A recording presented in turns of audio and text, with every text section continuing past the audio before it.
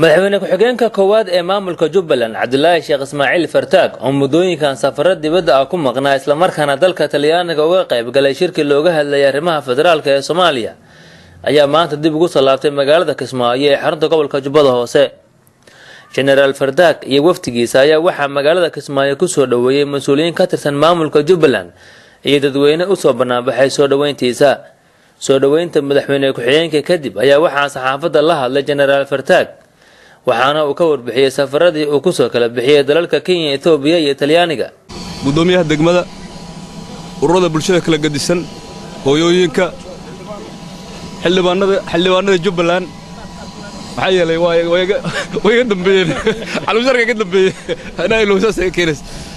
xildhibaanada Jubbaland dhammaan saraakiisha iyo ciidamada kala gadisan waan salaamayaa waxaan ilaahay salaamu calaykum waraxmatullaahi wabarakaatuh waa sheegay waxaa farxad weyn noo ah inaan idinku soo biiray maanta anigoo ka imid aniga waftigayga safarada dheer oo aan ku aadnay dalka dibaddiisa gaar ahaan dalalka dariska nahay Kenya iyo Ethiopia iyo dawladda Talyaaniga oo aan ka helnay casuumad rasmi ah nabad baan ku soo noqonnay insha Allah ta'ala haddaan laba kalmadood ka iraahdo safarka aan Talyaaniga ku tagnay wuxuu ku saabsanaa laba qodob oo kala ahaa federaalka iyo federalismka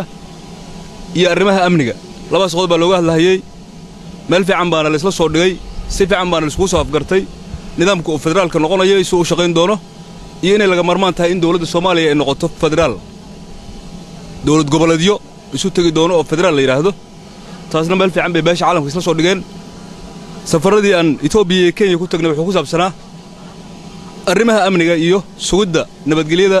Jubbaland guud ahaan Soomaaliya gaar ahaan dhulka Jubbaland la yiraahdo saad la socotaan Jubbaland way dhamaystirantay waxa maanta meesha fadhiyo waa baarlamaankeedii markaan safarada ka imaanno annagu waxaan imaan jirnay aan baarlamaan lahayn maanta waxa weeye iyadoo tiirarkeedu u dhamaystiran yihiin baan nimid alxamdulillahi rabbil caalamiin mar haddii baarlamaanka dhisantay oo dhismay oo maamulku dhamaystirmay maxaa noo yaala way markaan waxa noo yaala waxa weeye reer Jubbaland meel kastoo joogaan inay maqlaan baa la rabaa inay ogaadaan baa la rabaa laga bilaabo maanta xurayntii dhulka naga maqnaa baa noo yaalo waan isla soo qaadanay urur goboleedka IGAD dawladahan dariska nahay AMISOM iyo beesha caalamka intaba waxaan idinku bishaaraynaynaa inaan markaan salka u dhigi doonno ama aan xurayn doonno dhulka la yiraahdo Jubbaland ilaahay idankiis kollowna taaka ka mid ah Jubbaland al-shabaab ma joogi doono hadduu ilaahay yiraahdo midaas loo soo jeesanayaa markaan ayadoo xuraynta loo soo jeesanayo oo tiirka ugu dambaysta ahaa uu noqonayo xurayntii dhulka Jubbaland waa arrin aad iyo aad loogu farxo baarlamaankii noo dhismay maamulka noo dhamaystirmay iyo xuraynta oo soo jeesano intaas oo farxadood oo gudoomiyaha degmada iyo gudoomiyaha gobolka wasiirada noo sheegayaan waxa dhagxumo nagu ah inaan maqalno haddii mundu la dhisto waxa loo baahan yahay qofka saaxiibka ah inuu darso kugu daro haddii carish la dhisto waxa loo baahan yahay inuu wax yar kugu daro oo muxuu ahaa lamiir kugu daro inuu musbaar ku siiyo inuu alwaax ku siiyo laakiin ninku ku yiraahdo dad wax dhisto waa ka duminayaa waa foolxumo weeye macnaheedu muxuu yahay arrintaas dhawaqa ka soo yeerahayo qayb ka mid ah baarlamaanka ma dhihi karno baarlamaanka jamhuuriyadda federaalka weeye waxa qab fikirkaas ma dhihi karno dawladda Soomaaliya waxaas qabta ma dhihi karno waa shakhsiyaad gaar ah madaxweynaha jamhuuriyadda federaalka Soomaaliya oo aan naga harin min bilowgii Jubbaland aan bilaabaynay ilaa hadda oo aan muxuu ahaa soo gabagabaynay ama cali masaarkii maxaa la yiraahdaa baarlamaankii jamhuuriyadda baarlamaankii Jubbaland uu noo soo gabagabeeyay aad baan ugu mahadcelinayaa kaligii ma ahan asaga iyo ummadda bataqal la shaqeynaysay iyo xubnaha kala gedisanay dawladaba oo u mahadcelinaynaa laakiin shakhsiyaadka danaha gaarka leh ee caadaystay inay sameeyaan waxaan loo joogin sidii raggiga horreeyay ay sheegeen waa dhawaq foolxun weeye waa dhawaq kala daadina weeye waa dhawaq Soomaalidiida weeye waa dhawaq in maxaa la yiraahdaa Soomaaliya horumar gaartaan rabin weeye waa dad caadaystay inay wax dumiyaan waa dad aan caadaysan inay wax dhisaan waa dhisannay annagu haddaan Jubbaland nahay si fiican baan u dhisannay baarlamaankii Jubbaland على مساركيسي مدحوينها جمهورية فدرالك الصومالية كسو قبقلي باش عالم كودن با تمد أدون كودن با اسكو يمد dadka shakhsiyaadka ah ee danaha gaarka leh waxaan leenahay ha ka noqdaan wararka ay leeyihiin mooshinka ay sheegayaanna hadee mooshin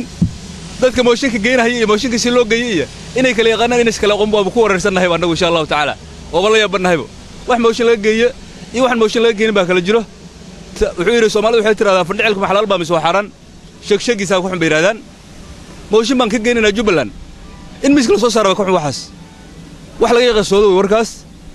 inaan ku cilnimo doonayno horumar bay Jubbaland gaartay midnimo Jubbaland gaartay israac bay Jubbaland gaartay waxay u talabsanaysaa inay difaaceedii iyo maxaa la yiraahdaa iyo xoreynteedii ay gasho gobolka ka maqnaa oo xarunta ahaa oo Bu'aala ahaa si loo qaban lahaa hadda usbuucan iyo falkeed lagu jiraa waxaan leenahay dawladda waxa noo tarto yeesan waxna qaban dawladda markaan leeyahay hadii baarlamaankii baa magaceeda loo watiraa lahaa hadan dawladda ku xad gudbay baarlamaanka way waxa idin haleynay qaar kamid ah baarlamaanka oo dhanna ma ahan waa xubno yar oo 20 ka badneen ama dhowr iyo 10 ka badneen waxaan leenahay marka bad waxa qurmiye hal malayaha qurmiye iska qabtaan leenahay kuwaas magaca dawladda iyo magaca federaalka ku ciyaarayo wassalaamu calaykum waraxmatullaahi wabarakaatuh imaanshaha madaxweyne ku-xigeenka koowaad ee maamulka Jubbaland Cabdullaahi Sheekh Ismaaciil Fartaag ee magaalada Kismaayo waxa uu ku soo beegmay